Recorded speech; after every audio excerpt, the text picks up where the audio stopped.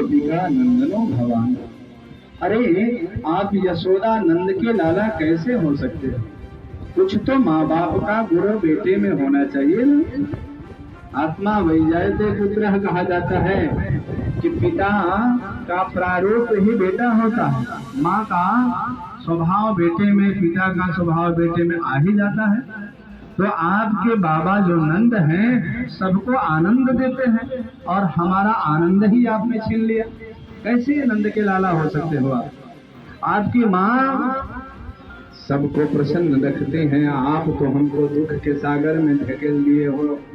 हे नंद लाला, एक तो ये गुलाहना देती है, दूसरे है चंचला लक्ष्मी। जो चंचला है श्री अर्थात लक्ष्मी, वह भी अचल रूप में आकर के, वो तो चंचला है, हमेशा चलनायमान रहने वाली लक्ष्मी, लेकिन अचल रूप में आकर के यहाँ पे निवास करती हैं।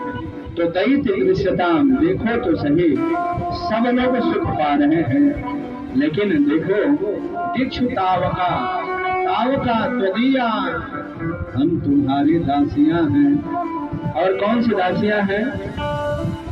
बिन मोल के बिठ जाने वाली दासियां हैं, निःशुल्क दासियां हैं।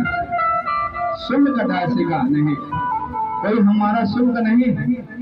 और तुम्हारे विरह में हमारी क्या दशा हो रही, देखो तो सही, एक बार देखो। हे दैत्य दृश्यताम पश्यताम भगवान। फिर भी भगवान नहीं आए। उन्होंने बुलाना दिया, गोविंद गोविंद एक बताओ ना, इस ब्रज में न जाने कितनी बार घनघोर संकट आया, कई बार राक्षस आए, उत्पात हुआ, लेकिन हर बार आपने बचाया। हर बार आप ही रक्षक समझ में आए। तो आज रक्षक भक्षक बनना चाहता है क्या? आप क्यों बचाए बार बार? यदि ऐसे मारना ही था, हम लोग तो न जाने कब के मर गए होते। कंस ने कोई कसर नहीं छोड़ा था मारने का। कई बार राक्षसों को भेजा और बार बार आपने रक्षिता मोह का मतलब क्या हुआ कि बार बार आपने क्यों बचाया था? क्या इसलिए बचाया था कि तुम नहीं मारोगे, आप मारना चाहते हो, अपने विरह में मारना चाहते हो।